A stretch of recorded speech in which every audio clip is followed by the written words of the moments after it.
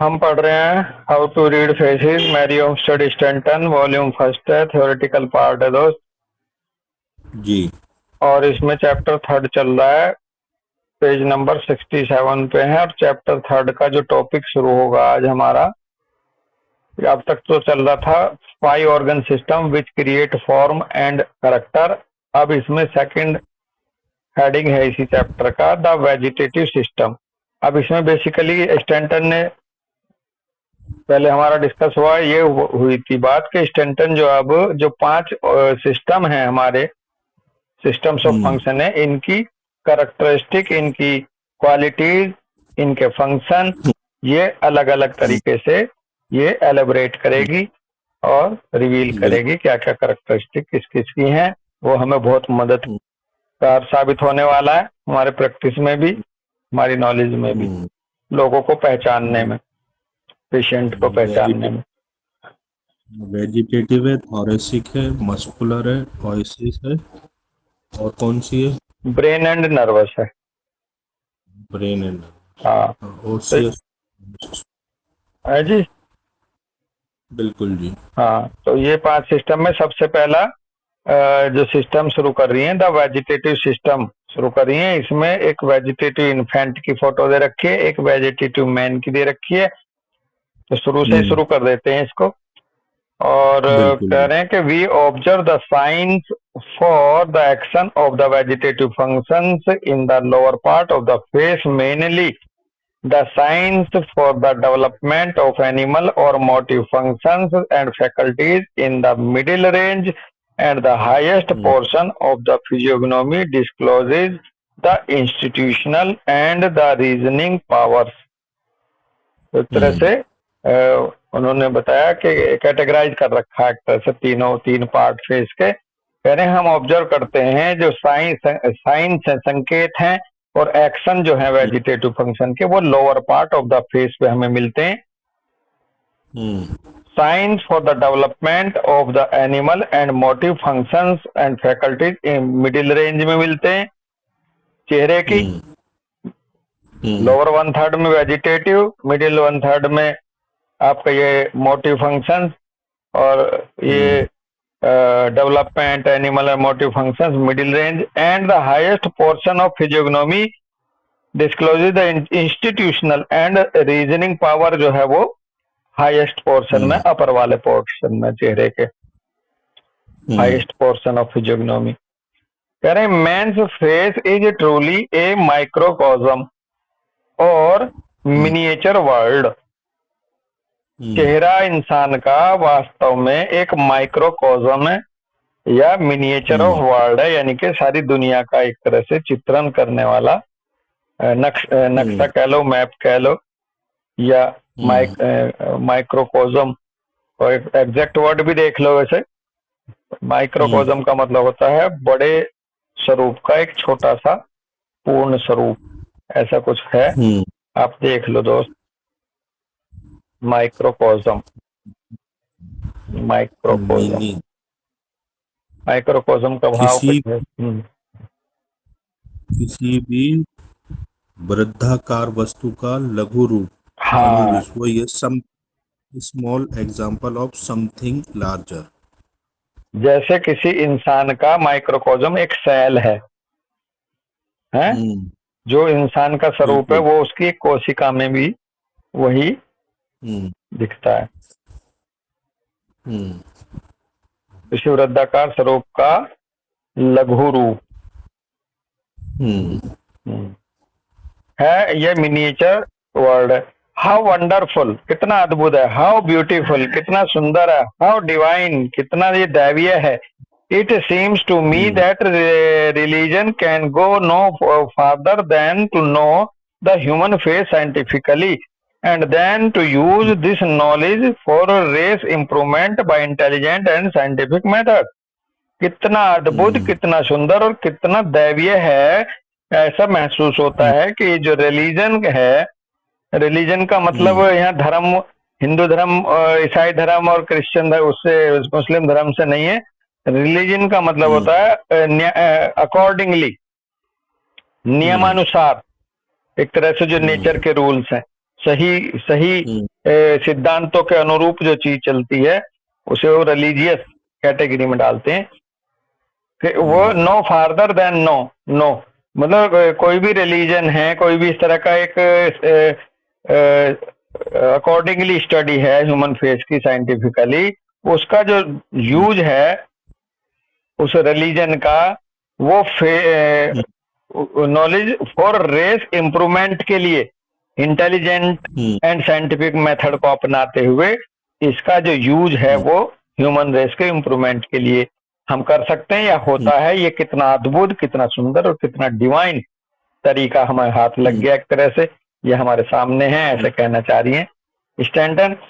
कह रही है if the theory of the evolution of man had never been promulgated, the human face read scientifically would have necessitated its promulgation, for the face of man proves the order of his development and the course of embryonic life corroborates the method which have governed the gradual unfolding of all animal organisms from the lowest to the highest।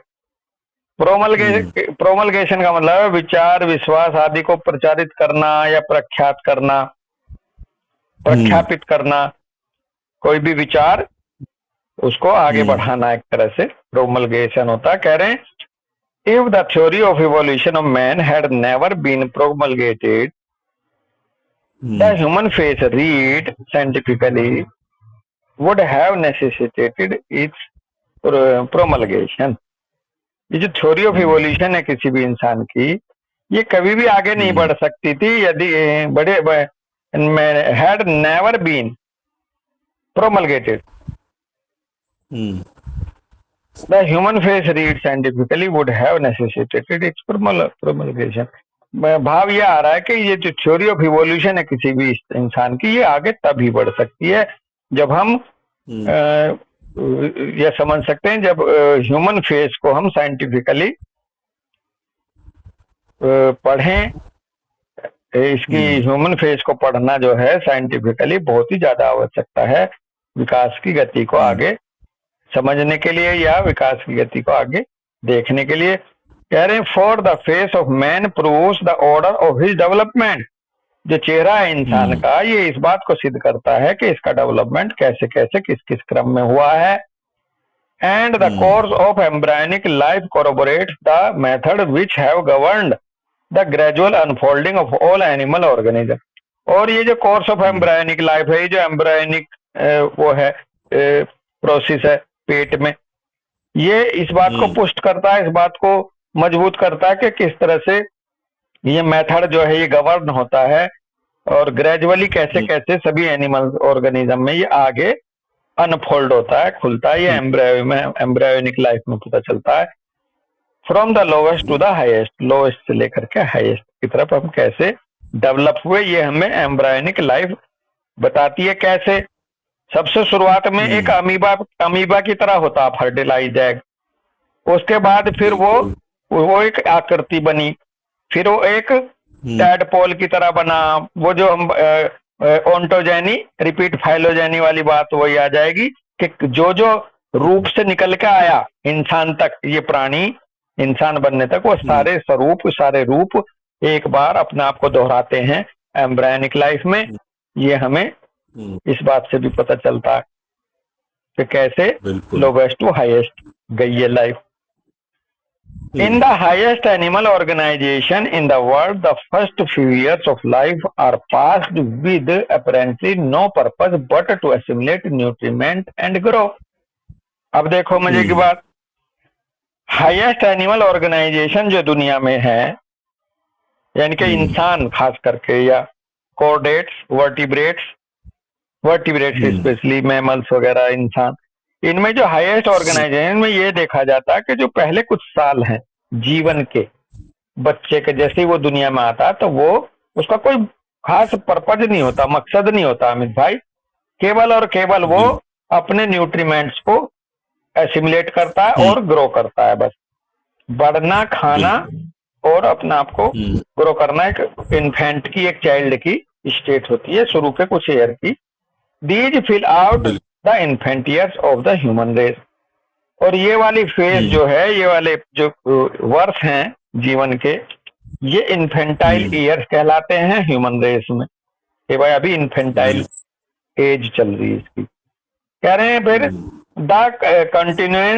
The countenance in infancy is comparatively expressionless.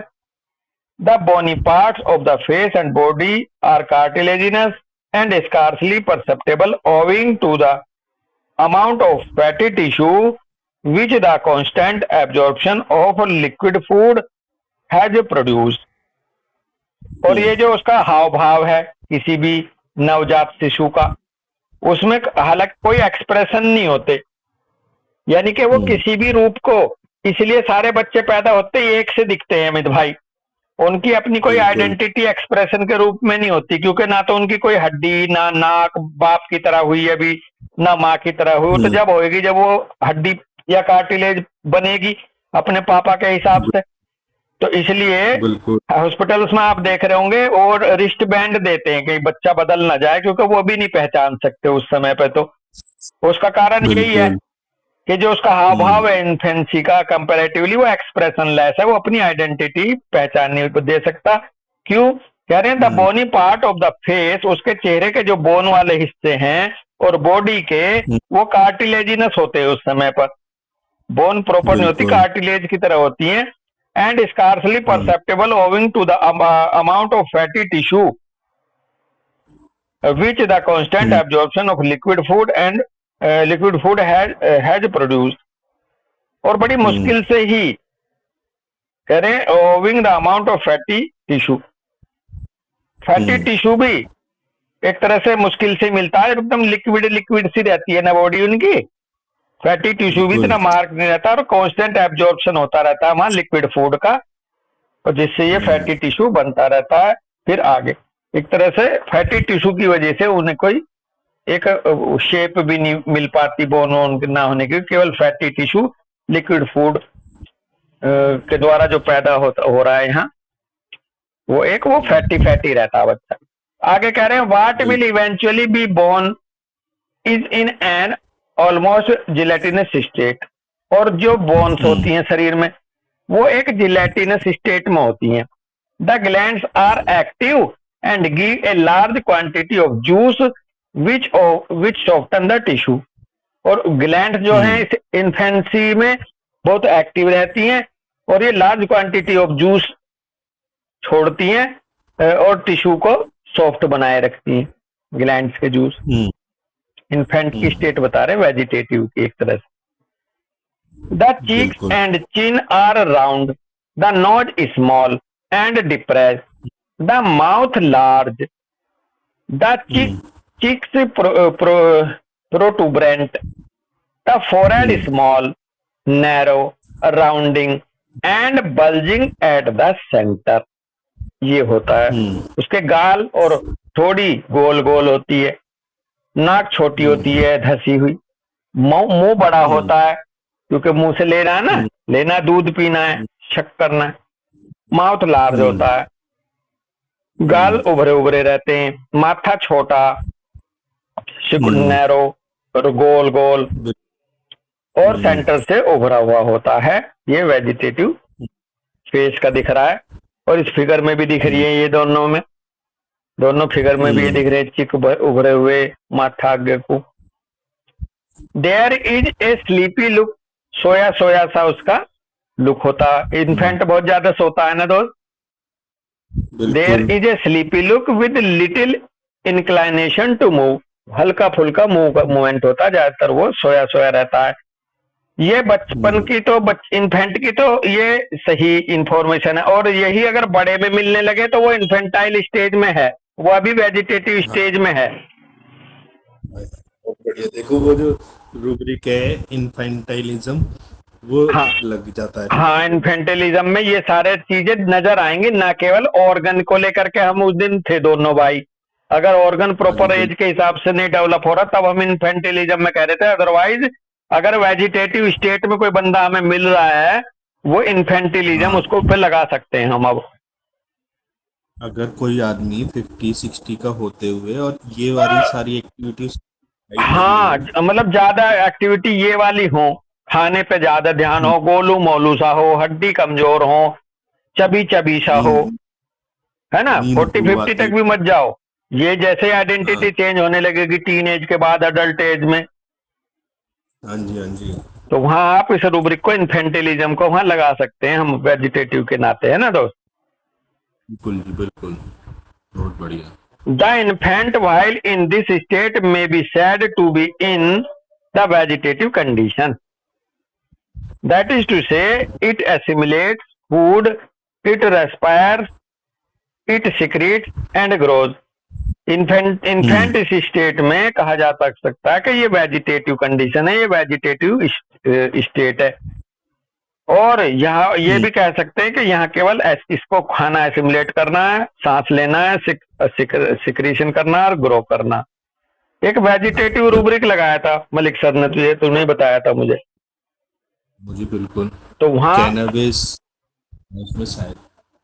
हाँ, तो basically vegetative condition किसी भी इंसान की वो पहुंच जाती है जब वो एक तरह से कोमा कोमा में के हिस्से में चला हाँ जाता है। वो अगर हम हाँ। अनकॉन्शियस बंदे को देखें तो वहाँ सांस चल रहा होता है, सिक्रीशन यूरिन वगैरह चल रहा होता है, और उसके बाल वाल नाखून वगैरह बढ़ रहे होते हैं, कोमा वाले के भी। हम्म, तो ये वेजिटेटिव बिल्कुल कंडीशन है बेसिकली। बिल्कुल। This is precisely what all vegetable life does. Only vegetables never get beyond this stage. हम्म और शुद्ध रूप से सही सही तरीके से सभी वेजिटेबल लाइफ ऐसा ही करती हैं, और केवल वेजिटेबल्स कभी भी इस स्टेज से आगे नहीं जाती। दे नेवर बिल्कुल। Develop the power of voluntary will and motion.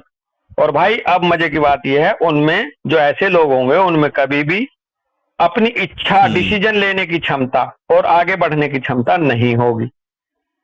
बिल्कुल बिल्कुल नहीं वे होगी वॉलेंट्रीली वेजिटेटिव है। डिसीजन नहीं ले सकते, ना मूव कर सकते, एक जगह बैठे रहेंगे, हाँ, एक जगह अटके रहेंगे जिंदगी में। क्योंकि वेजिटेटिव का तो सिर्फ काम ही खाना पीना सोना। बस। और ये तो इसलिए ये आज। डिग्री के हिसाब से आगे भी देखोगे, हम्म जो इंसान जिंदगी में तरक्की नहीं करा, क्या भाई इसने तो सारी जिंदगी में खाया और सोया, हम्म, कह देते हैं ना हाँ, कि भाई इनने ना करा कुछ भी, बिल्कुल। तो खाया और सोया सारी जिंदगी, तो वो वेजिटेटिव लाइफ हम्म, जिया। बिल्कुल बिल्कुल। दीज दायरा बढ़ अमित। दायरा बढ़ जाएगा ऐसे सोचने का ना कि हाँ जो आदमी हाँ, लाइफ। बिल्कुल, हम अपने उसमें जाएंगे ना, अब अपनी रिपोर्टरी में जाएंगे तो हम समझ पटरी जाएंगे में कि जाए। ये अंडर डेवलप है जी। आप देखो ना, बहुत से घर परिवार में आदमी कुछ नहीं कर रहा सिवाय शराब पी रहा है, जिंदगी की अपनी खा रहा है, पी रहा है, शराब पी रहा है, और घर वाले खूब समझा रहे हैं, सब कर रहे हैं, कुछ नहीं है, बस इसी रास्ते पे है, तो वो तो हाँ वेजिटेटिव ही तो हुआ। हाँ, अब इसके दो क्रम मिलेंगे। एक तो ये बढ़ते हम्म, क्रम में ही आगे नहीं गया, या आगे जाकर वापस वेजिटेटिव की तरफ आ रहा। बिल्कुल जो डिप्रेस होकर के, रिजाइन दे करके, हताश होकर के, डेस्पेयर होकर के इंसान वेजिटेटिव की तरफ बढ़ता है थोड़ा सा। बिल्कुल बिल्कुल ये बिल्कुल ये रिवर्सल है, या प्रोग्रेशन में कमी है। बिल्कुल तो बिल्कुल, ये रिवर्सल भी में वो ध्यान रखना। टुवार्ड्स डेथ बढ़ेगा बहुत तेजी से, बिल्कुल। और प्रोग्रेशन में जो है वो डेवलपमेंट अरेस्ट रहेगा उसका। तो ये दो ट्रैक मिलेंगे, बढ़ते क्रम में हम्म, वेजिटेटिव पे रुक गया, या वापस लौटते क्रम में वेजिटेशन की तरफ आ रहा। बिल्कुल। तो आगे कह रहे हैं कि they never develop the power of voluntary will and motion, these requires bones and muscles. क्योंकि वॉलेंट्री हम्म विल और मोशन के लिए जरूरत पड़ती है हड्डियों की और मांसपेशियों की, तो वो आगे बढ़ता है आदमी। हम्म, The बिल्कुल। entire existence of vegetables is passed in absorbing and growing, and these functions being common alike to plant and animal existence are named vegetative. और जो एग्जिस्टेंस है वेजिटेबल्स का अमित भाई, वो केवल और केवल एब्जॉर्ब करने में, चीजों के ग्रो करने में गुजरता है, और ये फंक्शन जो है कॉमन होते हैं पेड़ों की तरह और एनिमल की तरह, जो कि वेजिटेटिव कैटेगरी का आते हैं। तो किसी भी इंसान की स्टेज अगर ये है, हम हमारे हिसाब से, तो हम उसे वेजिटेटिव स्टेट में मानेंगे, और इससे हमें बहुत बड़ा एक आइडिया मिलेगा आगे लोगों को पहचानने में, डिस्पोजिशन को पकड़ने में। बिल्कुल बिल्कुल। चलो यहीं रुकते हैं दोस्त, राम राम भाई।